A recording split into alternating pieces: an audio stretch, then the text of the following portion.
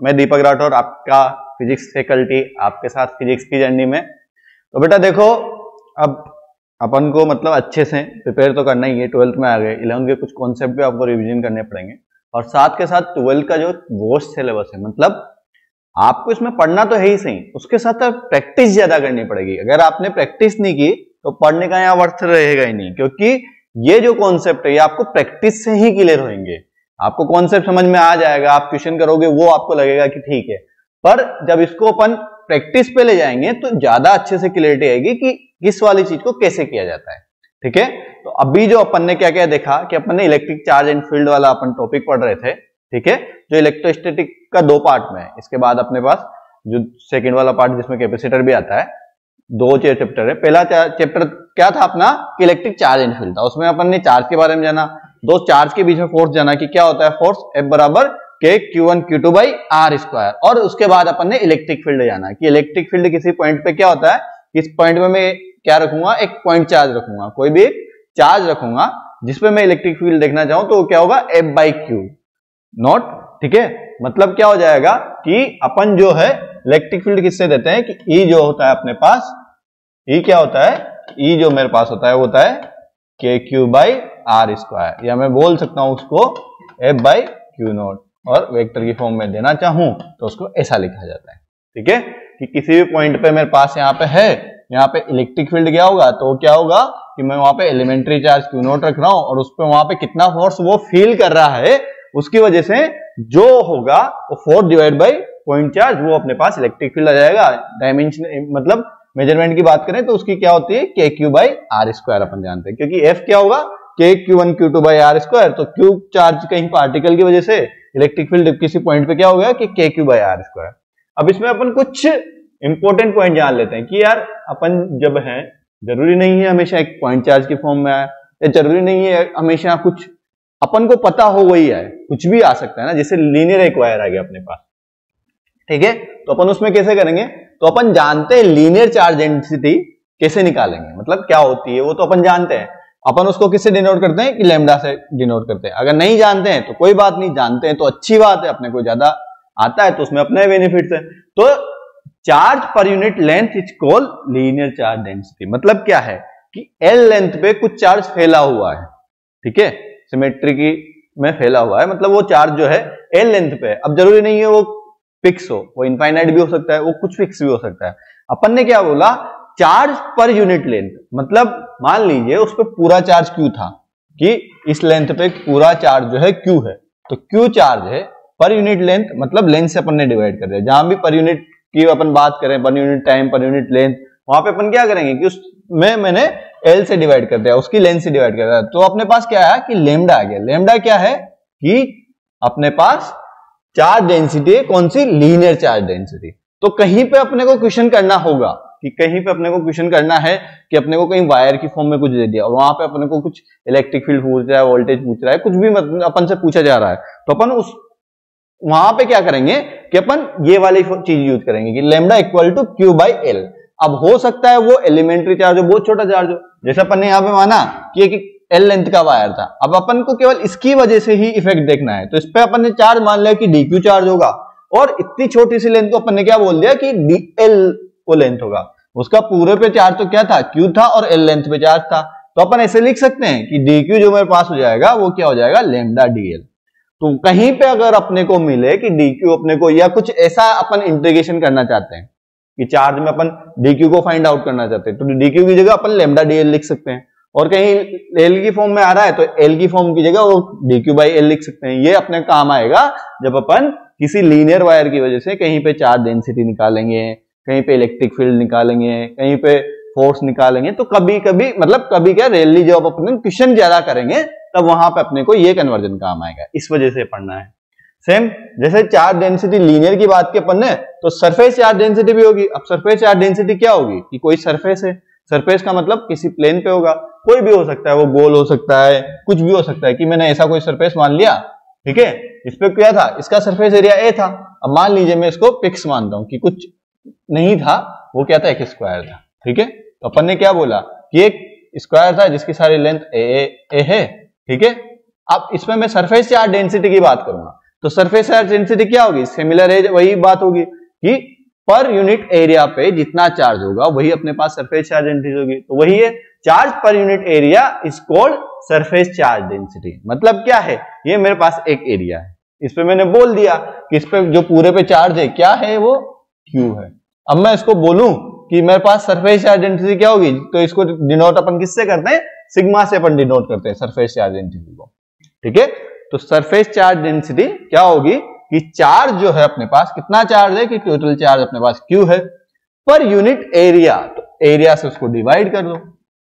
तो जब अपने को पता लग जाएगा कि चार्ज पर यूनिट एरिया अपने ने फाइंड आउट किया, तो वो क्या हो जाएगी अपने पास सरफेस चार्ज डेंसिटी। कहीं जगह पे अपने को सरफेस चार्ज डेंसिटी दे दिया जाएगा, या अपने को कहीं पे सरफेस चार्ज डेंसिटी दे दिया, एरिया दे दिया, तो अपन से वहां पे पूछ लेगा कि चार्ज क्या है। या कहीं क्वेश्चन में अपने काम आएगा कि एक अपने पास सर्कल दे दिया या रेक्टेंगुलर दे दिया, वहां पे उसकी वजह से किसी चीज पे इफेक्ट पूछा, तो फिर वहां पे अपने काम आएगा। और अगर मैं एलिमेंट्री की बात करूं कि कोई चीज एलिमेंट्री, जैसे रिंग की वजह से अपन ने देखा था कि एक रिंग थी, उसकी वजह से एलिमेंट्री अपन ने लिया था, अब रिंग की जगह क्या होगी, वो डिस्क हो जाएगी। तो उस एलिमेंट्री की वजह से क्या लिया मैंने कि पर्टिकुलर उसकी वजह से कि dq जो उस पे है, dq जो अपन ने बात की वो क्या हो जाएगी, सिग्मा इंटू डी अपने पास हो जाएगा। कि अपन किसी फिक्स एरिया पे बात करेंगे तो उसकी वजह से एलिमेंट्री चार्ज क्या हो जाएगा कि उसकी सरफेस चार्ज डेंसिटी, क्योंकि वो तो फिक्स है ना, अपन ने बात कर ली कि वो क्या है सरफेस चार्ज डेंसिटी कि पर एरिया पे कितनी है। अब वो छोटे छोटे पार्टिकल पे भी सेम होगी, तो सरफेस चार्ज डेंसिटी अपने को जितना एरिया चाहिए उसके एरिया का मल्टीप्लिकेशन अपन कर लेंगे। तो सिमिलर दो चीजें हैं, सरफेस चार्ज डेंसिटी अपन ने पढ़ी, लीनियर चार्ज डेंसिटी अपन ने पढ़ ली। लीनियर चार्ज डेंसिटी क्या होगी कि एक लेंथ पे लीनियर चार्ज फैला हुआ है, तो लीनियर चार्ज डेंसिटी।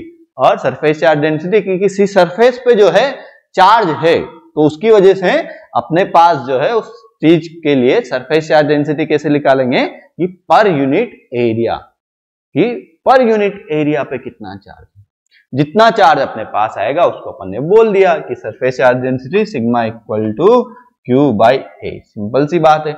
अब देखो लीनियर भी है सरफेस भी है, तो सीधा सा बात है कहीं ना कहीं वॉल्यूम आएगा। लीनियर में तो अपन ने बात कर ली कि एक लेंथ का वायर है, अपन ने इसमें बात की कि इसमें कि सरफेस में क्या कही अपन ने, कुछ भी ट्रायंगल रेक्टेंगुलर जैसे अपने पास डिस्क होगी उसकी वजह से इफेक्ट क्या आएगा, या उस पर अपन को निकालना है किसी पॉइंट पे अपने को इलेक्ट्रिक फील्ड निकालना है, तो उसकी वजह से निकालेंगे। तो अपने पास ऐसा हो गया। अब बात है कि सरफेस है लीनियर है, तो कहीं ना कहीं वॉल्यूम भी अपने पास आएगा। तो वॉल्यूम चार्ज डेंसिटी को किससे लिखते हैं, वॉल्यूम चार्ज डेंसिटी को रिप्रेजेंट करते हैं सिग्मा से। ठीक है, तो सिंपल सी बात है, जैसे सरफेस का हुआ, जैसे लीनियर का हुआ, वैसे वॉल्यूम का हो जाएगा। वॉल्यूम में क्या हो गया कि चार्ज पर यूनिट वॉल्यूम अपने पास क्या आ जाएगी कि वॉल्यूम चार्ज डेंसिटी। तो वॉल्यूम चार्ज डेंसिटी क्या होगी, charge per unit volume is called volume charge density. मतलब क्या है, अपन ने मान लिया कि कोई एक अपने पास अपने को कुछ भी दिया हुआ है, स्फीयर दिया हुआ है या कुछ भी क्यूब क्यूबॉइड कुछ भी दिया हुआ है, तो उसमें अपन क्या करेंगे कि उसका जो वॉल्यूम है उससे उसका पूरा चार्ज अपन को क्वेश्चन में गिवन है कि किसी वॉल्यूम पे क्यू चार्ज गिवन है, तो उसकी अपने पास वॉल्यूम चार्ज डेंसिटी बताओ। तो वॉल्यूम चार्ज डेंसिटी कैसे निकालेंगे, वॉल्यूम चार्ज डेंसिटी क्या होती है, वो होती है चार्ज डिवाइड बाय वॉल्यूम। मतलब जैसे मान लीजिए अपने पास एक स्फीयर, अब अपने को किसी पार्टिकल, अपन ने छोटा सा एक वो लिया एरिया लिया कि यहाँ पे कोई एक अपन ने ले लिया कि इलेक्ट्रिक फील्ड उसकी वजह से क्या है डी ही है, और उसकी वजह से एरिया यहाँ पे क्या है कि उसकी वजह से एरिया का अपन ने डी ए मान लिया अपने पास। ठीक है, अब अपन को इस पे क्या होगा, अब देखो पूरे पे अगर चार्ज क्यू दिया हुआ है अपन, ठीक है, पूरे पे चार्ज अपने को क्यू दिया हुआ है, तो इतने से वॉल्यूम के लिए अपन चार्ज कैसे निकालेंगे, इतने से छोटा सा वॉल्यूम है ना, तो उसके लिए क्या करेंगे, उसके लिए अपन लिखेंगे कि डी क्यू वहां पे क्या होगा, कि डी क्यू वहां पे क्या होगा कि एरिया इधर है, तो उसकी वजह से यहाँ कुछ एरिया चार्ज डेंसिटी अपन वहां बात करें, या वॉल्यूम, जैसे अपन ने मान लिया कि इसके हल्का सा छोटा सा क्यूब अपन ने यहां से काटा। ठीक है, जैसे अपन के पास एक बड़ा क्यूब था, उसमें से अपन ने छोटा सा क्यूब काटा, कि छोटा सा क्यूब अपन कट कर रहे हैं। ठीक है, जैसे ये वाला मैंने कोई एक छोटा सा क्यूब काट दिया, यहाँ पे कट कर लिया। ठीक है, तो उसकी वजह से क्या होगा कि मैं इसको कट कर रहा हूं, तो उसकी वजह से कोई वॉल्यूम निकल के आएगा। जैसे मैंने यहाँ पे क्या किया कि कोई एक यहाँ पे भी एक गोला काट लिया, तो यहाँ पे क्या हो जाएगा, डीवी हो जाएगा वो, तो उसकी वजह से क्या वॉल्यूम आएगा, तो उसको अपन क्या करेंगे, डीक्यू अपने पास जो होगा वो रो इंटू डीवी अपने पास हो जाएगा, कि किसी एरिया पे जो है अपन उस चीज को बात करेंगे, तो वहां पे क्या होगा, वॉल्यूम चार्ज डेंसिटी अपने पास क्या हो जाएगी, उसको अपन रो से रिप्रेजेंट करते हैं, और चार्ज पर यूनिट वॉल्यूम जो है उसको अपन वॉल्यूम चार्ज डेंसिटी बोलते हैं। सर ये कहां पे काम आएगी बेटा, जब भी अपन इलेक्ट्रिक फील्ड कहीं निकालेंगे, अपने को बहुत बड़ी चीज का दिया हुआ है कि उस पर पूरे पे दिया हुआ है, पर अपने को छोटे वाले पार्ट में डिवाइड किया अपन ने। अब छोटे वाले पार्ट में डिवाइड किया, अगर वो मान लो सरफेस है, ठीक है, तो सरफेस चार्ज डेंसिटी होगी। वो एक लीनियर वायर है तो लीनियर चार्ज डेंसिटी होगी। उसका कुछ वॉल्यूम है तो वॉल्यूम चार्ज डेंसिटी अपन वहां पे निकालेंगे। जैसे कहीं बोलते हैं सिग्मा अपॉन एप्सिलॉन नॉट, आपने सुना होगा, तो वहां पे क्या होता है, वो सरफेस चार्ज डेंसिटी होता है। ठीक है, तो ये कुछ पॉइंट थे जो अपने काम आएंगे। अब आगे अपन बढ़ते हैं, इलेक्ट्रिक फील्ड लाइन की अपन बात करते हैं कि इलेक्ट्रिक फील्ड लाइन, अपन ने इलेक्ट्रिक फील्ड की बात की कि इलेक्ट्रिक फील्ड किसी पॉइंट पे कुछ होगा, ठीक है, पर वो वहां पे फील कैसे होगा कि वहां पे कुछ ना कुछ इलेक्ट्रिक फील्ड होगा, इलेक्ट्रिक फील्ड जा रहा होगा। तो मतलब इस वजह से कहीं पे अपन ने बात की थी कि पॉजिटिव चार्ज से कुछ इलेक्ट्रिक फील्ड क्या होता है कि उसमें ऐसे कुछ निकल रहा होता है, ठीक है, और नेगेटिव पे क्या हो रहा है कि आ रहा होता है उसके, ठीक है। अब इलेक्ट्रिक फील्ड ये कुछ लाइनें होगी, तो ये लाइनें रिप्रेजेंट करेगी इलेक्ट्रिक फील्ड लाइन को। अपन इसको क्या बोलेंगे, EFL बोल सकते हैं अपन, इलेक्ट्रिक फील्ड लाइन अपन शॉर्ट फॉर्म में इसको बोल देंगे। तो इलेक्ट्रिक फील्ड लाइन क्या है, ये it is a pictorial way to represent electric field. तो ये सबसे पहली बात क्या है, ये उसका पिक्टोरियल वे है, मतलब पिक्चर की फॉर्म में अपन उसको रिप्रेजेंट कर रहे हैं। ठीक है, ये तो एक्सपेरिमेंट से देखते हैं किसी पे, तो वहां पे अपने को पता लगता है कि हाँ यार ऐसा दिखता है, पर यहाँ पे अपन क्या कर रहे हैं, पिक्टोरियल वे उसका यूज कर रहे हैं कि उसको रिप्रेजेंट करने के लिए लाइन की फॉर्म में उसको डिनोट कर रहे हैं। ठीक है, तो इलेक्ट्रिक फील्ड लाइन क्या है, कर्व्स ड्रॉ है, ठीक है, वो क्या है, कर्व की फॉर्म में होगी, space tangent to while at any point given the direction of electric field line of that point. तो इलेक्ट्रिक फील्ड लाइन क्या होगी, किसी डायरेक्शन में होगी। किसी डायरेक्शन का मतलब इलेक्ट्रिक फील्ड लाइन अगर पॉजिटिव से निकल रही है, जैसे पॉजिटिव से अपन ने निकली, तो वो क्या होगी, और नेगेटिव पे कहीं जा रही है, ठीक है, या मैं मान लू दोनों पॉजिटिव है, ठीक है। अब इलेक्ट्रिक फील्ड लाइन क्या होगी, इससे भी निकलेगी और इससे भी निकलेगी, ठीक है। अब इससे निकलेगी तो एक दूसरे की तरफ तो जा नहीं सकती, किसी एक पॉइंट पे दो इलेक्ट्रिक फील्ड लाइन की एंट्री हो नहीं सकती, तो क्या है, कर्व ड्रॉ है, अपन ने उस पर क्या किया, कर्व ड्रॉ किया, ठीक है। उसके जो अपन टेंजेंट ड्रॉ कर रहे हैं वो अपने को क्या देगा, इलेक्ट्रिक फील्ड लाइन की जो है डायरेक्शन देगा, electric field intensity at that point. तो इलेक्ट्रिक फील्ड लाइन पे अपन ने ड्रॉ किया, जैसे मान लीजिए कहीं पे इलेक्ट्रिक फील्ड लाइन अपने को दे दी कि क्या दिया कि अपन को कुछ ऐसी electric field line, electric field intensity line कुछ ऐसी थी, ठीक है। अब अपन ने क्या किया, ये सब कर्व ड्रॉ कर दिया, तो यहां पे कुछ इंटेंसिटी होगी, वही अपने को क्या बताएगी, इलेक्ट्रिक फील्ड लाइन बताएगी। यहाँ पे अपन ने कुछ electric field intensity find out करना है, तो वहां पे जितनी डेंस लाइंस होगी उतना ज्यादा इलेक्ट्रिक फील्ड होगा। अगर कम है मतलब डिस्टेंस बहुत ज्यादा है, तो वहां इलेक्ट्रिक फील्ड की उतनी नहीं है, मतलब इंटेंसिटी उतनी नहीं है। मतलब सीधी सी बात है यार, किसी जगह पे बहुत सारा रश जा रहा है, तो सीधी सी बात है वहां खड़े रहना भी मुश्किल है, मतलब वहां पे इंटेंसिटी बहुत ज्यादा है। किसी जगह पर अपन बहुत सारी पब्लिक है तो वहां इंटेंसिटी ज्यादा है, मतलब इलेक्ट्रिक फील्ड की वहां पे इंटेंसिटी ज्यादा है, तो इलेक्ट्रिक फील्ड लाइन भी जो हो वो ज्यादा होगी। कहीं पे कम है तो वहां पे क्या हुआ कि किसी एरिया में अगर इलेक्ट्रिक फील्ड लाइन ही कम है तो वहां पे इलेक्ट्रिक फील्ड इंटेंसिटी भी कम होगी, सीधी सी बात है। तो अपन वहां पे कहीं मतलब एलिमेंट्री चार्ज रखा तो उस पर क्या होगा, फोर्स अगर अपन हर एक पॉइंट पे रख रहे हैं तो हर एक पॉइंट पे कम होगा, और कहीं ज्यादा है तो बहुत ज्यादा फोर्स वो फील करेगा। तो वही वे पॉइंट कहना चाहता है, इलेक्ट्रिक फील्ड लाइन क्या है, कर्व ड्रॉ करते हैं अपन, स्पेस टेंजेंट, मतलब कहीं पे जा रहा है उस पर टेंजेंट अपन ने ड्रॉ किया, ठीक है, eight any point of given direction. तो वो क्या देता है अपने, electric field intensity on that point, मतलब अपने को इलेक्ट्रिक फील्ड इंटेंसिटी, मतलब ये कुछ लाइंस है, इस पे कहीं पॉइंट लिया अपन ने, अब पॉइंट पे अपन ने टेंजेंट ड्रॉ की, तो टेंजेंट ड्रॉ करेंगे तो वो अपने को इलेक्ट्रिक फील्ड इंटेंसिटी दे देगा। अब डेंस कितनी है, ज्यादा कितनी है, अपने को बात कर लेंगे।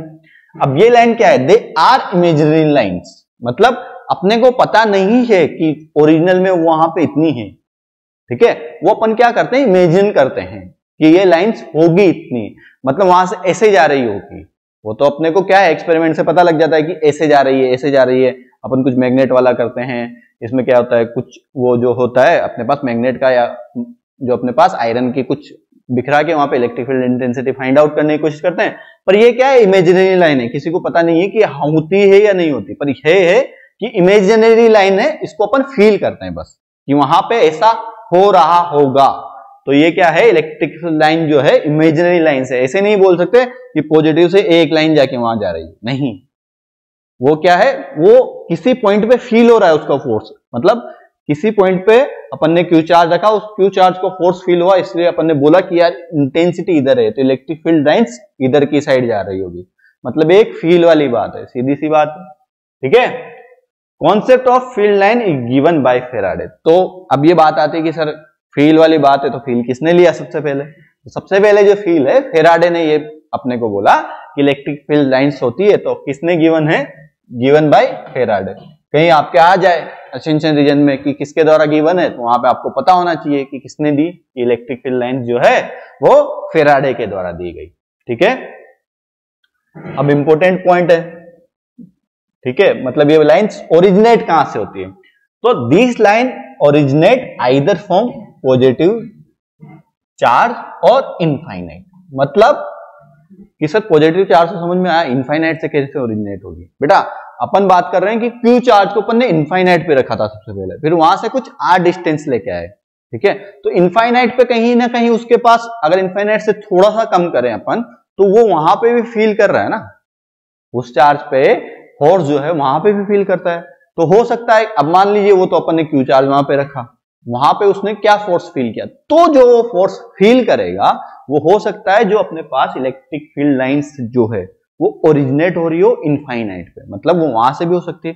पॉजिटिव चार्ज से तो ओरिजिनेट होती है, पॉजिटिव चार्ज की तो अपन बात करते हैं कि पॉजिटिव चार्ज के पास किसी भी चार्ज पार्टिकल को या टेस्ट चार्ज पार्टिकल को रख रहे हैं तो उस पर फोर्स फील करेगा। पर अपन ये भी तो बात करते हैं कि इनफाइनाइट पे भी वो कुछ फोर्स फील कर रहा है, तो वहां पे जो फोर्स फील कर रहा है, जीरो फोर्स भी अगर फील कर रहा है, तो वो कहीं ना कहीं इनफाइनाइट से भी ओरिजिनेट हो रही होगी।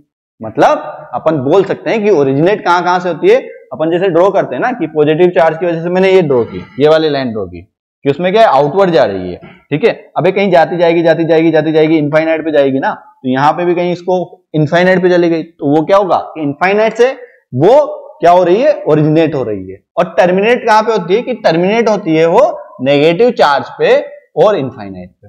मतलब ये पॉइंट, ये अपन ने बात की कि ये जो फील्ड लाइन है ये क्या हुआ कि कहीं टर्मिनेट हो रही होगी इनफाइनाइट पे, और नेगेटिव की बात करें तो नेगेटिव पे आ रही होगी, भाई नेगेटिव पे फील्ड लाइंस कहीं से आ रही होगी ना। अब कहां से आ रही है? कि इनफाइनाइट से आ रही है, तो ओरिजिनेट कहां पे हुई? कि इनफाइनाइट पे ओरिजिनेट हुई, ठीक है। और टर्मिनेट कहां पे हुई? कि टर्मिनेट क्या हुई? नेगेटिव चार्ज पे हुई। सेम है, इधर देखें अपन कि ये ओरिजिनेट कहां से हुई? पॉजिटिव चार्ज से ओरिजिनेट हुई, और टर्मिनेट कहां हुई? कि कहीं इनफाइनाइट पे जाके टर्मिनेट हुई। तो सिंपल सी बात है कि इलेक्ट्रिक फील्ड लाइन कहां से जनरेट होगी? कि पॉजिटिव चार्ज से जनरेट होगी। और अगर पॉजिटिव चार्ज से मैं देखूं कि उसकी वजह से टर्मिनेट कहां पे हो रही है? कि कहीं इनफाइनाइट पे जाके टर्मिनेट होगी। सीधी सी बात है, निकल के गई कहीं जाके टर्मिनेट होगी। अगर नेगेटिव चार्ज की बात करूं कि इनके नेगेटिव चार्ज क्या फील कर रहा है? कि उस पे पास तो आ रही है ना, तो कहीं से ओरिजिनेट हो रही होगी। कहां से ओरिजिनेट हो रही है? कि इनफाइनाइट से सर वो आ रही है, तो इनफाइनाइट से आई और टर्मिनेट कहां पे? नेगेटिव चार्ज पे टर्मिनेट। सिंपल सी बात है, ये चीज अपने को समझ में आया कि पॉजिटिव चार्ज की वजह से इनफाइनाइट से वो जो है टर्मिनेट हो रही है, और ओरिजिनेट कहां से हो रही है? पॉजिटिव चार्ज से, ठीक है। तो ये भी एक अच्छा पॉइंट है, कहीं पूछा जा सकता है, इस वजह से थ्योरी में लिखा हुआ है। Two field lines never intersect each other. अब दो फील्ड लाइन क्या एक दूसरे को इंटरसेक्ट कर सकती है क्या? ये पॉइंट आता है, बहुत सी बार आया हुआ है। Because two value of electric field is not possible at a given point. मतलब क्या है इसका? मतलब ये है कि एक इलेक्ट्रिक फील्ड लाइन अपन ने इधर दी, एक इलेक्ट्रिक फील्ड लाइन अपन ने इधर दी। अब यहां पे ये अगर अपन मान रहे हैं कि टर्मिनेट हो रही है, मतलब एक दूसरे को क्रॉस कर रही है, इंटरसेक्ट कर रही है, तो इसका मतलब क्या हुआ? यहां पे अगर कोई पार्टिकल रखें तो उस पर क्या होगा? इलेक्ट्रिक फील्ड की दो वैल्यू आएगी, और इलेक्ट्रिक फील्ड तो अपन जानते हैं कि वो वेक्टर क्वांटिटी है, तो रिजल्टेंट होता है। तो इलेक्ट्रिक फील्ड लाइन क्या होगी कि कभी भी एक दूसरे को इंटरसेक्ट नहीं करेगी। मतलब क्या हुआ कि वहां पे ये एक वेक्टर क्वांटिटी है, तो ऑब्वियसली बात है कि इंटरसेक्ट कर जाएगी। तो वहां पे क्या हो गया कि दो वैल्यू आ जाएगी। भाई अपन क्या बोल रहे हैं कि इलेक्ट्रिक फील्ड पे अपन किसी चार्ज पार्टिकल को रखेंगे तो वहां पे दो फोर्स आएगा, तो फोर्स तो आ नहीं सकता, क्योंकि इलेक्ट्रिक फील्ड लाइंस पे अगर कुछ भी होगा तो वो केवल एक सिंपल वैल्यू देगा, तभी अपन उसको इलेक्ट्रिक फील्ड डिफाइन कर सकते हैं। ये वाला पॉइंट थोड़ा सा कंफ्यूजिंग है, पर क्लियर हो जाएगा, इसमें कोई दिक्कत नहीं है। क्या है कि एक चीज अपन बात कर रहे हैं कि दो फील्ड लाइन है, सबसे पहले इस वाली चीज, दो फील्ड लाइन इंटरसेक्ट नहीं कर सकती। क्यों नहीं कर सकती? क्योंकि क्या होगा, उसकी दो वैल्यू होगी किसकी? इलेक्ट्रिक फील्ड की, जो पॉसिबल ही नहीं है अ गिवन पॉइंट पे। मतलब एक पॉइंट पे अगर इलेक्ट्रिक फील्ड की मैं दो वैल्यू पॉसिबल कराना चाहूं कि इस पॉइंट पे इलेक्ट्रिक फील्ड की दो वैल्यू है, तो इलेक्ट्रिक फील्ड लाइन एक दूसरे को क्रॉस कर देगी। तो दो वैल्यू तो अपन जानते हैं कि एक पॉइंट पे इलेक्ट्रिक फील्ड की दो वैल्यू आ ही नहीं सकती, वहां पे तो एक सिंपल वैल्यू आएगी, चाहे वो कोई सा भी हो। भाई बात करें ना कि इलेक्ट्रिक फील्ड लाइंस क्या होगी, एक होगी, तो वहां पे क्या होगा, इस पॉइंट पे गिवन पॉइंट पे कभी भी वो इंटरसेक्ट एक दूसरे को ऐसे नहीं कर सकती। तो ये वाला पॉइंट अपने पास वैलिड है, ये अपने को पता भी होना चाहिए। अब डायग्राम फॉर्म में देख लें कि क्या कैसे रिप्रेजेंट करते हैं अपन इलेक्ट्रिक फील्ड लाइंस को, कि पॉजिटिव चार्ज पार्टिकल होगा, कि चार्ज पार्टिकल है कुछ भी है पॉजिटिव, तो उससे इलेक्ट्रिक फील्ड लाइंस क्या जाएगी कि बाहर की डायरेक्शन में जाएगी, आउटवर्ड जाएगी, रेडियली आउटवर्ड जाएगी। सिंपल सी बात है। अगर नेगेटिव चार्ज है मेरे पास तो उससे क्या होगी कि रेडियली फील्ड लाइन इनवर्टली इसके अंदर जाने की कोशिश करेगी। ठीक है, अब यहां पे बात करें कि पॉजिटिव है, यहां पे पॉजिटिव है तो क्या होगा कि ये जनरेट तो होगी, ऐसे कुछ जनरेट तो होगी, पर क्या होगा कि मुड़ जाएगी। इंटेंसिटी अगर ज्यादा है तो क्या होगा कि ऐसे चली जाएगी। अब इसमें से जो चार्ज पार्टिकल ज्यादा होगा उसमें क्या होगा कि वो चार्ज पार्टिकल उसको ज्यादा उसकी वो होगी। भाई ओरिजिनेट तो क्या होगी, रेडियली आउटवर्ड ही ओरिजिनेट होगी, पर उसके बाद तो वो मुड़ सकती है। अपन अब देखो इसमें भी अपन ने ऐसा नहीं किया कि कहीं पे एक दूसरे को काटने वाली बात बता दी कि कहीं पे वो कट रही है, कट नहीं रही है, वो क्या हो जाएगी फिर पैरेलल हो जाएगी, जैसे इसमें अपन बात करें। ठीक है, कि जनरेट तो हुई, ऐसे कुछ जनरेट हुई और फिर वो जाके वो मुड़ गई, ऐसे कुछ जनरेट हुई फिर वो जाके वो मुड़ गई, तो क्या होगा कि दो चार्ज पार्टिकल है उसमें ऐसा होगा। अब पॉजिटिव और नेगेटिव पे बात करते हैं, सबसे इंपॉर्टेंट चीज ये आती है कि सर पॉजिटिव और नेगेटिव में क्या हुआ, भाई कहीं पे इधर से आ रही होगी वो तो इसके अंदर टर्मिनेट हो गई, इधर से जा रही होगी वो भी इसके अंदर चल गई, और यहाँ पे क्या हुआ कि यहाँ पे कोई लाइन जो है ओरिजिनेट हुई और वो टर्मिनेट जाके इस पे हो जाएगी। ठीक है, क्या ये खत्म हो रही है, खत्म नहीं हो रही है, यहां से जनरेट हो रही है, यहाँ पे टर्मिनेट हो रही है, पर ये एक सबसे पहली बात मैंने एक और लाइन ऐसे ड्रॉ की कि ये लाइन ऐसे गई और ये लाइन ऐसे गई। ठीक है, तो क्या एक क्लोज लूप बना रही है, अपन ये बोल सकते हैं क्या, नहीं बना रही है। देखो ये लाइन यहां से जनरेट हुई, वहां पे टर्मिनेट हो गई, और वहां से वापस से अगर मैं मान लूं कि कहीं पे जा रही है आ रही है, जैसे मान लीजिए यहाँ पे अपन ने बात की, तो वो चीज वहां पे नहीं होगी, तो ये कभी भी क्लोज लूप नहीं बनाती है। तो अगर मैं बात करूं तो ऐसे तो जा रही है, ऐसे तो कोई दिक्कत नहीं है, ऐसे तो रेडियली आउटवर्ड निकल रही है और वहां पे खत्म हो रही है, पर क्या हो रहा है, इससे क्या हुआ कि वो कहीं पे जाके एक दूसरे पे वो मर्ज नहीं हो रही, और सबसे बड़ी बात कि वो क्लोज लूप नहीं बना रही, ऐसे कहीं चली जाएगी। अब जरूरी थोड़ी उसकी इंसेंट्रिसिटी वैसे हो, वो बाहर भी कहीं जा सकती है। तो सिंपल सी बात ये अपने को पता होना चाहिए कि एक से स्टार्ट होगी दूसरे पे जाएगी। अब हो सकता है वो क्या है इतनी इफिशिएंट नहीं हो, तो वो वहां पे जाके ऐसे कुछ टर्मिनेट हो जाएगी, ऐसे कुछ इधर चली जाएगी। ठीक है, अब कुछ बात कर लेते हैं। Magnitude of electric field intensity और at any point is directly proportional to the number of field line crossing unit cross section area density of field line at the given point. अपन ने अभी बात की थी कि कहीं पे रस ज्यादा है, तो रस ज्यादा है तो वहां पे क्या होगा कि वहां पे लोगों की इंटेंसिटी ज्यादा है, वही ये पॉइंट बताना चाह रहे हैं। मतलब किसी अपन ने जैसे किसी पॉइंट पे या किसी क्रॉस सेक्शन एरिया पे कितनी लाइन क्रॉस कर रही है कि वहां से 3 लाइनें क्रॉस कर रही है, तो उसमें क्या हुआ, इंटेंसिटी जो हुई वो क्या हुई, डेंसिटी या बोल सकते हैं अपन डेंसिटी या इंटेंसिटी, कि वहां पे यूनिट क्रॉस सेक्शन एरिया से जितनी लाइनें गई वो उसकी क्या होगी, इलेक्ट्रिक फील्ड इंटेंसिटी होगी। अब अगर मान लीजिए यहां से बहुत सारी लाइन जा रही है, ऐसे पैरेलली बहुत सारी लाइन जा रही है, तो यहाँ पे क्या हो गई कि इंटेंसिटी ज्यादा हो गई।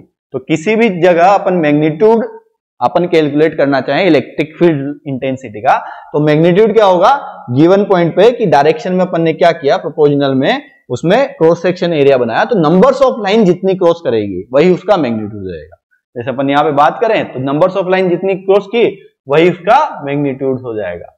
Electrostatic field line can never, अब देखो ये वाला पॉइंट जो अपन ने अभी समझा वही यहाँ पे थ्योरेटिकल फॉर्म में लिखा हुआ है कि इलेक्ट्रिक फील्ड लाइन जो है अपने पास never form a close loop. ठीक है, अब उसका रीजन जो दिया हुआ है, because electrostatic force is conservation in nature but induce electric field always form a close loop. ठीक है सर, दोनों का मतलब क्या है और नीचे वाले पॉइंट का तो मतलब समझ में नहीं आया, कंफ्यूज हो गए थोड़े से। और मतलब क्या है बेटा, इलेक्ट्रोस्टैटिक फील्ड लाइन जो है ना वो क्लोज लूप नहीं बनाएगी। क्लोज लूप क्यों नहीं बनाएगी?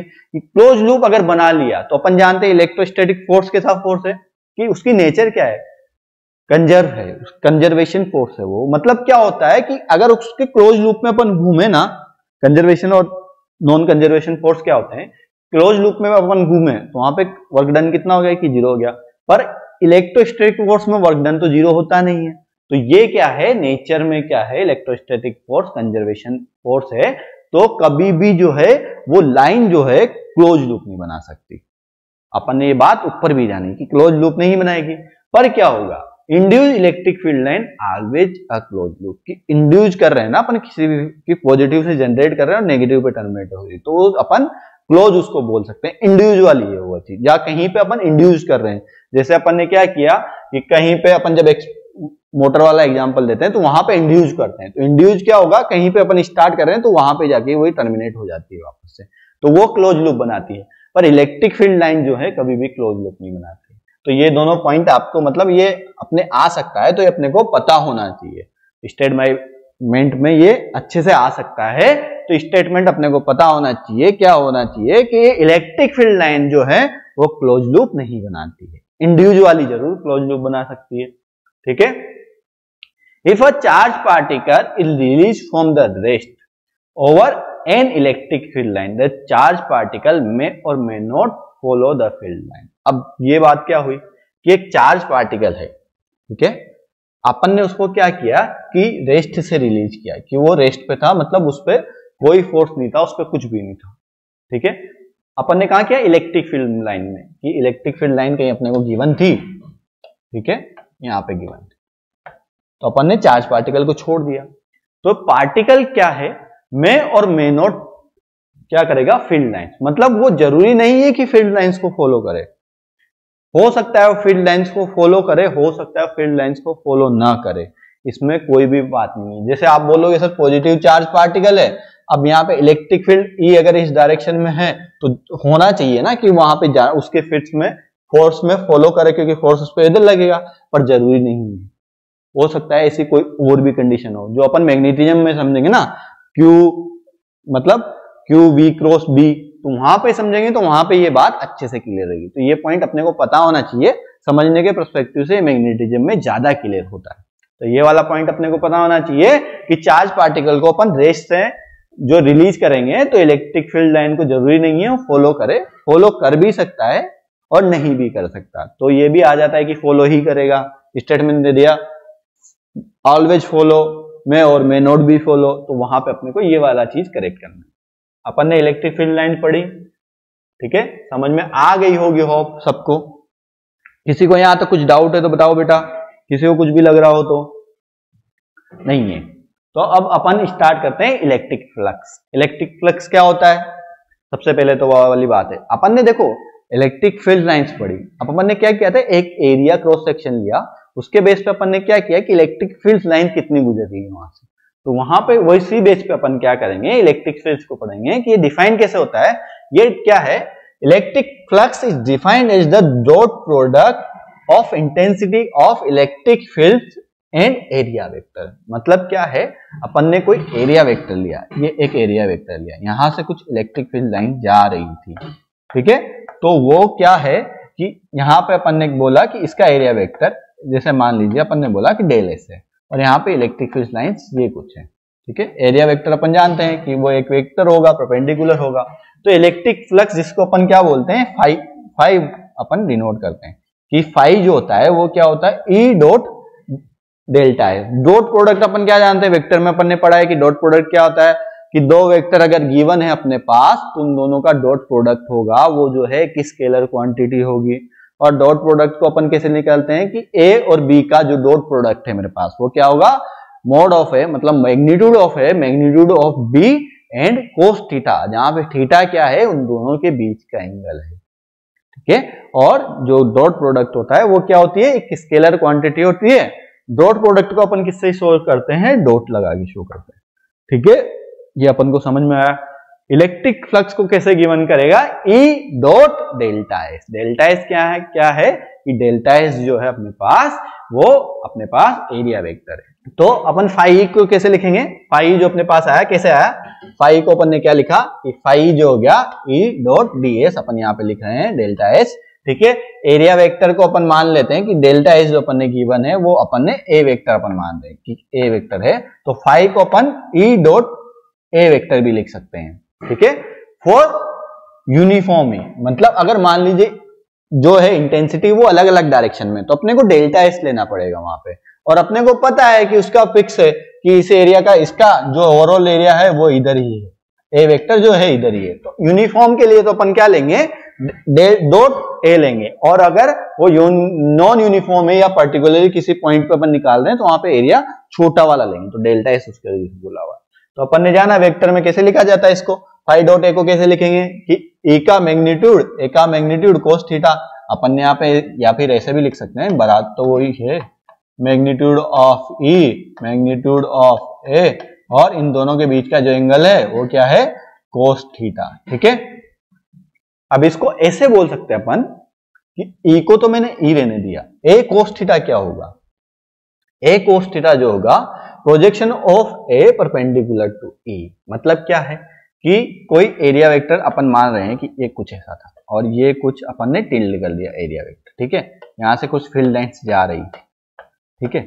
अब एरिया वेक्टर तो ये हुआ इसका, तो ठीक है, ये वाला एरिया जो था इसका एरिया वेक्टर तो ये हुआ, यहाँ पे टिल्ड हो गया। तो अपन इसका परपेंडिकुलर लेना चाहें तो ई के साथ अगर वो थीटा एंगल बना रहा है, ई जो है वो ए के साथ थीटा एंगल बना रहा है, तो इसको अपन नहीं लिखेंगे क्या, ए कोस थीटा।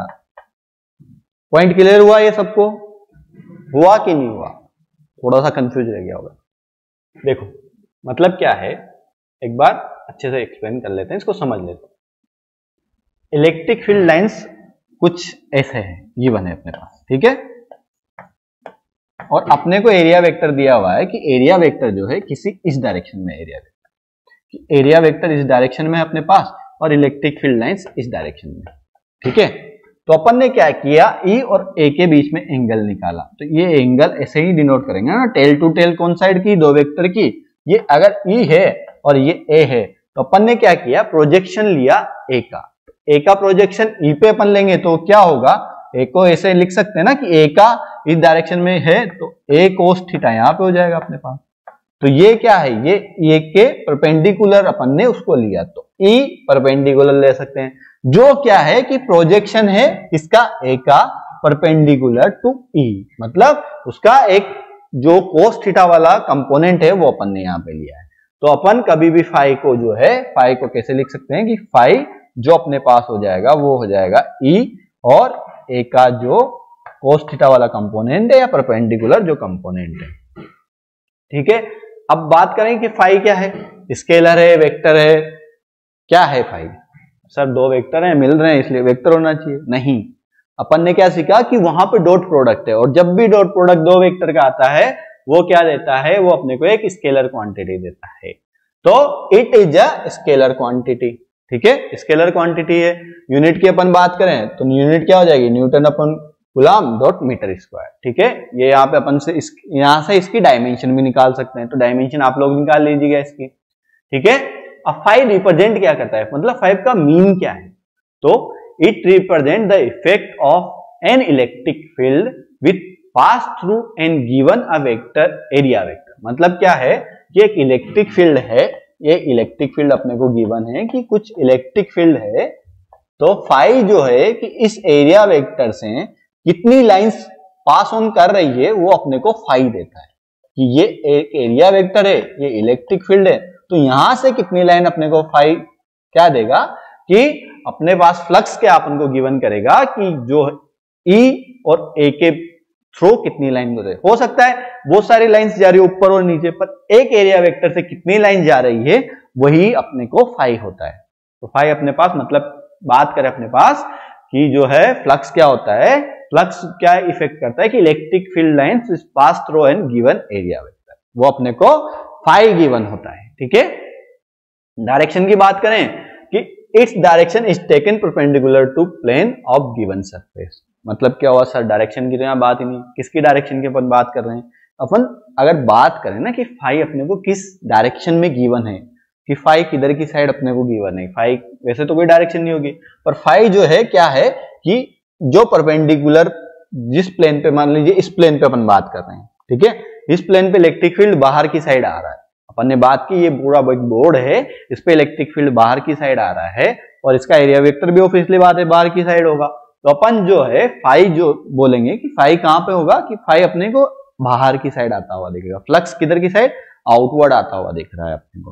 फ्लक्स की तो कोई डायरेक्शन नहीं है, पर इलेक्ट्रिक फील्ड आउटवर्ड आ रहा है, एरिया वेक्टर आउटवर्ड आ रहा है, उसका मैग्नीट्यूड जो है एरिया वेक्टर जो है और या इलेक्ट्रिक फील्ड क्या करें वो क्या है, सरफेस की साइड पे है। तो अपन गिवन सरफेस की बात करें तो यहाँ पे जो है ये डायरेक्शन जो एरिया वेक्टर की डायरेक्शन है, कि ये जो डायरेक्शन की अपन बात कर रहे हैं ना वो किसकी डायरेक्शन है, एरिया वेक्टर।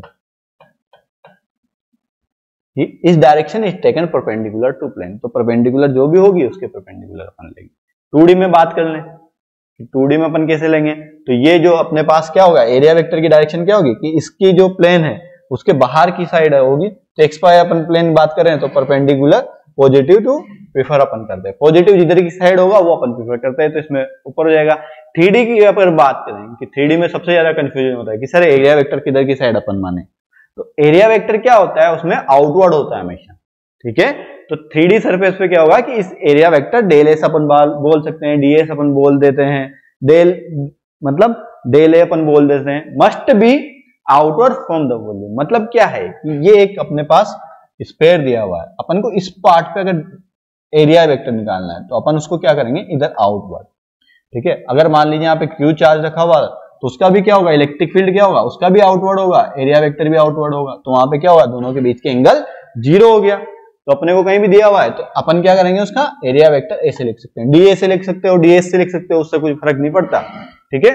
अब मान लीजिए net electric flux link with the close surface is given by, अब क्लोज सरफेस मान लीजिए इस वाली सरफेस पर हम बात कर रहे हैं कि एक स्फीयर है अपने पास, उस पे इलेक्ट्रिक फील्ड क्या होगा या फ्लक्स क्या होगा, तो फ्लक्स क्या होगा कि अपन को छोटे छोटे पार्टिकल का निकालना पड़ेगा, कि तो क्लोज लूप में जितना भी फ्लक्स होगा वो फाई जो अपन गिवन करेंगे, तो फाई क्या होगा, ई डॉट डी एस का क्लोज इंटीग्रल। तो ये रिप्रेजेंट क्या करता है, ये रिप्रेजेंट करता है, मतलब ये जो अपन ने इस पे क्लोज शेप लगाया, represent integral over a close surface. मतलब क्या किया अपन ने, छोटे छोटे एरिया में तोड़ा, जैसे अपन बात कर रहे हैं ये एक सरफेस अपन ने लिया, यहाँ पे कोई क्यू चार्ज था, यहाँ पे अपन ने एक एरिया पार्टिकल लिया, यहाँ से इलेक्ट्रिक फील्ड ई था और यहाँ पे जो उसका है वो डेल ए था।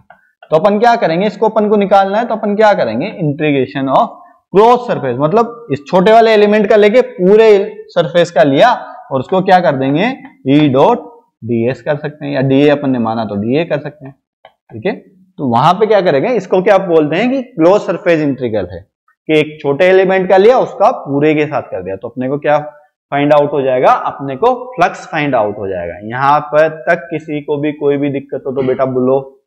अब अपन इसके एग्जाम्पल भी देखेंगे साथ के साथ, इसमें क्या होता है कि लिंक वाले क्वेश्चन आते हैं, कि अपन ने वहां पे पढ़ा तो वहां पे एक गॉस लॉ आता है। गॉस लॉ इसके बाद ही आया, क्यों, क्योंकि पहले उसकी जरूरत थी। जब तक अपन क्लोज सरफेस नहीं पढ़ेंगे तब तक गॉस लॉ नहीं आ सकता।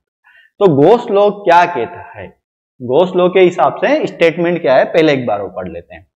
Total electric flux passing through a close surface is equal to the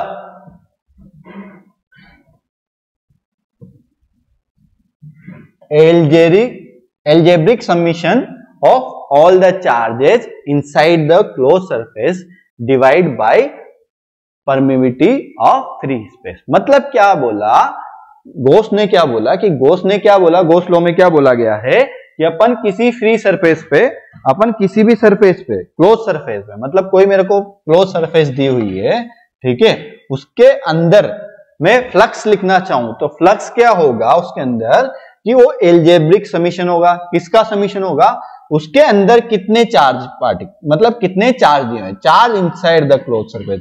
अब मान लीजिए ये Q1 है, ये Q2 है, ये Q3 है, ठीक है, ऐसे 3-4 पार्टिकल रखें और भी रख सकते हैं, और डिवाइड उसको किससे करेंगे, divide by permittivity of free space. मतलब अगर यहाँ पे हो सकता है यहाँ पे Q4 भी हो, यहाँ पे Q5 भी हो, तो अपने को अगर फाई निकालना है तो फाई क्या गिवन है, फाई जो अपने पास गिवन है, फाई किससे गिवन है कि फाई जो है अपन किससे देंगे कि E enclose divide by epsilon not. Epsilon not क्या है, permittivity of free space.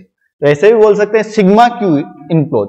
Sigma Q enclose मतलब जितने भी उसके अंदर थे, हो सकता है यहाँ पे अगर मान ले अपन माइनस का Q4 था अपने पास, तो अपन क्या करेंगे Q1 को जोड़ेंगे, Q2 को जोड़ेंगे, एडिशन करेंगे इन सबका, ठीक है, Q3 का करेंगे, माइनस Q4 किया अपन ने और डिवाइड बाय उसको किससे करेंगे, एप्सिलॉन नॉट से, ठीक है। तो जितने भी चार्ज उसके अंदर हैं उसका सबका करना है समीशन, ठीक है। समीशन क्या होगा, एलजेब्रिक समीशन होगा और डिवाइड बाय किससे करेंगे, एप्सिलॉन नॉट से। तो फाई तो अपन ने जाना कि फ्लक्स क्या होता है, फ्लक्स कैसे गिवन है कि क्लोज सरफेस के लिए अपन फ्लक्स कैसे गिवन करते हैं कि फ्लक्स जो अपने पास होता है कि close integral E dot ds equal to summation of Q enclose upon epsilon naught. ये चीज अपने को पता होनी चाहिए, ठीक है, ये चीज अपने को पता है। ये तो गॉस लॉ ने बोला, गॉस ने क्या बोला कि Q upon epsilon not sigma Q upon sigma Q enclose divide by epsilon naught, ये तो गॉस ने बोला। और ये अपने को पता है कि किसी भी क्लोज सरफेस पे जो अपन है फ्लक्स कैसे निकालेंगे, वो होता है E डॉट ds। तो गॉस का लॉ तो बस यही है, ये तो अपन ने बाद में लिखा, ठीक है। तो गॉस ने क्या बोला कि किसी भी क्लोज सरफेस के अंदर जो अपन फ्लक्स जो होता है वो गिवन क्या होता है, उसके अंदर जितने भी चार्ज हैं उनका एलजेब्रिक सम करो और डिवाइड बाय इसको कर दो एप्सिलॉन से। तो यही अपने स्टेटमेंट, ये वाली चीज बहुत सारे जगह अपने को इलेक्ट्रिक फील्ड निकालने के बहुत काम आने वाली है। तो इलेक्ट्रिक फील्ड अपन यहां से निकालने चाहेंगे तो फिर अपन यहाँ पे निकालेंगे। कुछ पॉइंट अपन पढ़ लेते हैं, स्पेशल पॉइंट जो अपन ने लिखे हुए हैं वो पढ़ लेते हैं, ठीक है। पॉइंट क्या गिवन है कि total flux is independent of the position of charge with in the close surface, ठीक है। Close surface is a imaginary surface. मतलब क्या है सर, इसका समझ में थोड़ा सा कम आया। मतलब ये है बेटा कि एक अपन ने चार्ज रखे हो, बहुत सारे रैंडमली चार्ज रखे हैं, अपन ने क्या किया कि उन चार्ज पे किसी एरिया पे अपन ने क्लोज सरफेस बना लिया। मतलब यहाँ पे अगर मान लीजिए दो चार्ज हैं तो मैंने एक स्फीयर बना लिया। अब इन दो चार्ज की वजह से मैंने जो क्लोज सरफेस बनाया, एक तो ये इमेजिनरी मैंने बनाया कि कहीं पे चार्ज दिया हुआ था, मैंने इमेजिनरी एक क्लोज सरफेस बना लिया। दूसरी बात गॉस ने क्या बोला कि उस क्लोज सरफेस के अंदर इलेक्ट्रिक फील्ड जो अपन फ्लक्स अपन देंगे वो क्या होगा, क्यों होगा, Q enclose divide by epsilon not. और Q इनक्लोज का क्या है, एलजेब्रिक सम है। तो पोजीशन कहीं भी हो, मतलब वो क्लोज सरफेस में कहीं भी रखा हुआ हो, वो अगर यहां पे रखा होगा तो भी वही वैल्यू होगी फ्लक्स की, अगर वो यहां पे रखा होगा। मतलब उसकी पोजीशन से वो क्या है, इंडिपेंडेंट है। ये बात समझ में आई। मतलब अपन बात करें क्लासरूम में एक बच्चा है ना। अब टीचर ने बोला, किसी से पूछने भेजा कि क्लासरूम में कितने बच्चे हैं, उसने जाके बोला कि एक बच्चा है। अब वो चाहे आगे की टेबल पे बैठा हुआ हो, पीछे की टेबल पे बैठा हुआ हो, या बोर्ड पे पढ़ा रहा हो, या क्लासरूम के कॉर्नर पे खड़ा हुआ हो, बच्चा तो कितना हुआ, एक ही हुआ। तो उस क्लासरूम में कितने बच्चे हैं कि सर एक बच्चा है। अब उसकी पोजीशन से वो इंडिपेंडेंट है। अब वो कितनी मस्ती कर रहा है, उसकी वजह से क्या फर्क पड़ रहा है, वो अपन यहाँ पे देख रहे हैं कि वो जो है उसकी वजह से क्या हो रहा है। अपन जो है उस स्फीयर का अपन देखना चाहें तो उस स्फीयर पे क्या होगा, Q इनक्लोज कितना है कि Q है सर, और एप्सिलॉन नॉट क्या, अगर उसकी पोजीशन कहीं यहाँ पे है तो उसकी वजह से भी क्या हुआ कि Q enclose upon epsilon not. मतलब वो इंडिपेंडेंट है उसकी पोजीशन से, ठीक है। वो कहीं भी बैठे उससे फर्क नहीं पड़ रहा, उसके अंदर इनक्लोज होना चाहिए, वो उसके अंदर है तो अपन जो है उसको कंसीडर करेंगे, ठीक है। दूसरी बात अपन बात करें कि total flux is independent of shape and size of the close surface. मतलब क्या हुआ सर, इससे क्या फर्क पड़ेगा। मान लीजिए आपने पहले एक Q चार्ज रखा हुआ था, उस पर स्फीयर मान लिया, ठीक है। फिर उसके बाद अपन ने कुछ क्यूबॉइड मान लिया, फिर क्यूब मान लिया, पर वो हर कंडीशन में वो क्लोज सरफेस के अंदर रखा हुआ। तो अपन जब फ्लक्स निकालेंगे तो फ्लक्स कैसे गिवन होता है, फ्लक्स जो है अपने गिवन है कैसे है कि उस सरफेस के अंदर Q इनक्लोज कितना है। तो उसने तो ऐसा नहीं बोला कि सरफेस जो है स्फीयर होना चाहिए, क्यूब होना चाहिए, क्यूबोर्ड होना चाहिए। उसने तो क्या बोला कि एक इमेजिनरी सरफेस होना चाहिए, उसके अंदर वो चार्ज जो है इनक्लोज होना चाहिए। तो सरफेस के शेप और साइज से इंडिपेंडेंट है। हो सकता है इस पॉइंट के लिए मैं इतना सा ही लूं या इतना बड़ा लूं, या मैं कुछ ऐसा लूं, उससे फर्क नहीं पड़ रहा। फर्क किससे पड़ रहा है कि वो जो है उसके इनक्लोज होना चाहिए। तो चाहे अपन स्फीयर लें या क्यूब लें, अपन क्या बोलेंगे कि उसमें क्या होगा कि उसकी वजह से जो फ्लक्स होगा फाई जो होगा वो क्या होगा, Q divide by epsilon not. तो इससे अपन ने क्या सीखी, दो चीजें सीखी कि एक तो उसकी पोजीशन से डिपेंड नहीं कर रहा, और जो अपन क्लोज सरफेस ले रहे हैं वो कोई सी भी हो सकती है। ठीक है, आगे अपन बात करें, total flux is independent of present of outside of charge. मतलब कि अपन ने एक चार्ज, एक क्लोज सरफेस बनाई, उसके अंदर कुछ चार्ज है। अब जरूरी थोड़ी है उसके अंदर ही कुछ है, अपन ने कुछ बाहर भी छोड़ दिए। जैसे मैंने यहाँ पे इमेजिन किया था कि दो चार्ज इसके अंदर है, अब बाहर वहां पे कोई चार्ज पड़ा पड़ा देख रहा है, यार इन्होंने तो मेरे को लिया ही नहीं। मतलब एक क्लासरूम के बाहर अपन ने बच्चे निकाल दिए, तो क्लासरूम में फिर से टीचर को भेजा कि क्लासरूम में एक बच्चा अंदर है, दो बच्चे बाहर हैं क्लासरूम के। अब किसी को पूछने भेजा कि क्लासरूम में कितने बच्चे हैं, तो कितने कितने बताओगे, क्लासरूम में तो एक ही बताओगे ना, ये थोड़ी बोलोगे सर एक बच्चा अंदर है दो बच्चे बाहर हैं। क्लासरूम में कितने बच्चे पढ़ रहे हैं तो अपन क्लासरूम में ही गिनती करेंगे ना, बाहर तो कितने भी खड़े हुए हों उससे फर्क थोड़ी पड़ेगा। पर अपन ये बोले कि आज स्कूल में कितने बच्चे आए, मतलब उस जगह पे कितने बच्चे, तब तो वो चीज देखे। तो क्लोज सरफेस के अंदर जो है कोई Q चार्ज रखा हुआ है और बाहर जो है एक और Q1 रखा हुआ है।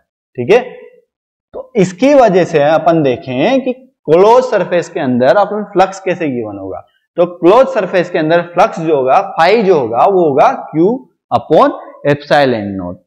ठीक है, इसको फर्क नहीं पड़ता कि बाहर कितने, चाहे Q हो, यहाँ पे अपन मान लें Q2 हो वो माइनस का हो, Q3 हो वो पॉजिटिव हो, उसको फर्क नहीं पड़ता। पर अगर इसके अंदर अपन ने कुछ लिख दिया तो उससे फर्क पड़ेगा। तो उसके अंदर अपन क्या करेंगे, फाई डॉट ds अपन Q enclose divide by epsilon naught लिख सकते हैं। अब इसमें अपन बात करें कि सर ऐसा क्यों हुआ, कि अपन ने क्या ऐसा किया कि बाहर वाले का इफेक्ट नहीं पड़ा, कि बाहर वाले का इफेक्ट क्यों नहीं पड़ा। तो बेटा जो electric field, net electric field होता है ना, वो all inside and outside charge की वजह से ही इफेक्ट होता है। मतलब क्या हुआ कि देखो अपन यहाँ पे बात करें थोड़ी सी इस पे, कि मैंने एक सरफेस ली, ये कोई सरफेस ले ली मैंने, ठीक है, और यहाँ पे कोई चार्ज था इलेक्ट्रिक फील्ड, अपन यहाँ पे मान रहे हैं कि कोई चार्ज था Q। ठीक है, उससे क्या होगा कि इलेक्ट्रिक फील्ड लाइन जनरेट हुई, यहां से गई और ऐसे उसको क्रॉस करके चली गई, यहां से गई और ऐसे क्रॉस करके चली गई, यहां से गई और ऐसे क्रॉस करके चली गई, यहां से गई और ऐसे क्रॉस करके चली गई। अब क्या हुआ कि अपन बात करें कि E डॉट ds की अपन बात करें, तो E डॉट ds यहां पे मैं बात करूंगा तो उसका ds कैसे होगा, उसका ds ऐसर की साइड होगा, ds अपन यहाँ पे, और यहां पे मैं बात करूं तो उसका ds इधर होगा। ठीक है, तो उससे क्या होगा, रिजल्टेंट जो अपने पास आएगा वो अगर यहाँ की वजह से पॉजिटिव आ रहा है तो यहाँ की वजह से नेगेटिव आएगा, कि वहां पे जो है 0 डिग्री का एंगल बना रहा है तो यहाँ पे 180 डिग्री बनाएगा। और कोस थीटा की अपन बात करें तो 0 डिग्री और 180 डिग्री क्या होते हैं, दोनों अलग अलग होते हैं, एक +1 दे रहा है एक -1 देगा, तो डॉट प्रोडक्ट उनका क्या होगा, एक का पॉजिटिव आ रहा है एक का नेगेटिव आ रहा है। तो E डॉट ds रिजल्टेंट जो आएगा बाहर वाले चार्ज की वजह से क्या आ रहा है कि 0 आ रहा है। पर अंदर वाले चार्ज में क्या हो रहा है कि अंदर वाला चार्ज तो एक ही डायरेक्शन में दे रहा है, दूसरी डायरेक्शन में दे रहा है, तो उसका एरिया वेक्टर भी उसका सपोर्ट कर रहा है। तो वहां पे तो क्या हो रहा है, total enclose by epsilon naught आ रहा है। पर अगर बाहर वाले चार्ज की वजह से मैं देखूं कि बाहर वाले चार्ज की वजह से क्या हुआ कि उसने ऐसा जनरेट किया चार्ज की वजह से कि अगर यहाँ का पॉजिटिव यहाँ का नेगेटिव है तो यहाँ का पॉजिटिव है, दोनों क्या है कैंसिल आउट होके 0 आ रहे हैं। अब चाहे वो एक चार्ज हो या 1000 चार्ज हो, इंफिनिटी हो, उससे फर्क नहीं पड़ रहा, बाहर वाले चार्ज की वजह से जो अपना एरिया वेक्टर है उस पर फर्क पड़ रहा है, तो उसकी वजह से क्या हो रहा है, वो 0 हो रहा है। तो सिंपल सी बात है, अपन ये बोल सकते हैं कि जो है independent of percent of outside charge. मतलब अगर अपन ने एक गॉसियन सरफेस इमेजिन किया है, इसको गॉसियन सरफेस बोलते हैं, जो अपन इमेजिनरी सरफेस बोल रहे हैं वो गॉसियन सरफेस अपन ने इमेजिनरी किया है, तो इंडिपेंडेंट है बाहर वाले चार्ज। उसका रीजन क्या है कि इलेक्ट्रिक फील्ड क्या होगा कि ऐसा कोई प्रोड्यूस हो रहा है कि एक दूसरे को कैंसिल आउट कर रहे हैं उसके रिजल्टेंट। इस वजह से अपन बात करें कि क्लोज सरफेस में E डॉट ds जो होता है वो क्या होगा, Q enclose by epsilon not. जैसे अब अभी अपन बात करें कि अपन ने जो चार्ज लिया इस पे अपन देखें कि इसकी वजह से क्या हुआ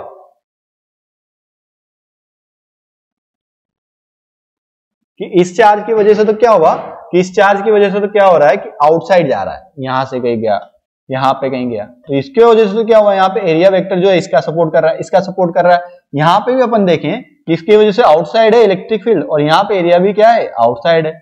पर इसकी वजह से मैं बात करूं, क्यू चार्ज की वजह से, पॉइंट चार्ज की वजह से ऐसे इलेक्ट्रिक फील्ड जाएगी, क्योंकि मान लेते हैं अपन पॉजिटिव है, नेगेटिव अपन ने माना नहीं, पॉजिटिव है।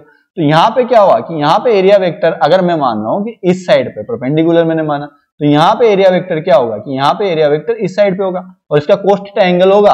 अब यहाँ पे क्या हुआ कि ये इधर है और वो उधर है, इलेक्ट्रिक फील्ड उधर ही जा रहा है, तो इलेक्ट्रिक फील्ड तो इधर है और एरिया वेक्टर इधर है, दोनों का एंगल अपन देखेंगे तो 180 या ऐसा कुछ बन के आएगा पॉसिबल कॉम्बिनेशन, जो एक दूसरे को कैंसिल आउट कर देगा। इस वजह से क्या हो जाएगा कि वहां पे जो है उसका एरिया वेक्टर जो है 0 हो जाएगा। इस वजह से अपन बात कर रहे हैं कि बाहर वाले चार्ज का कोई इफेक्ट नहीं पड़ेगा। ये बात क्लियर है? किसी को कोई डाउट है इसमें?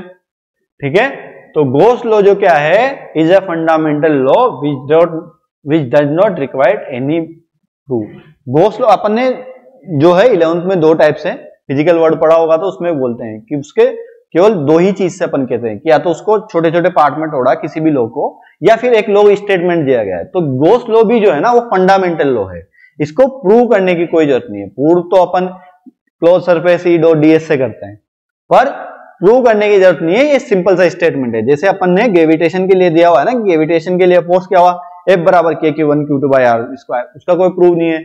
अपन ने 2 चार्ज के बीच में फोर्स देखा, उसका कोई प्रूव नहीं है। ऐसे ही जो गॉस लॉ है वो एक फंडामेंटल लॉ है, उसके जो है किसी प्रूव का अपने को रिक्वायरमेंट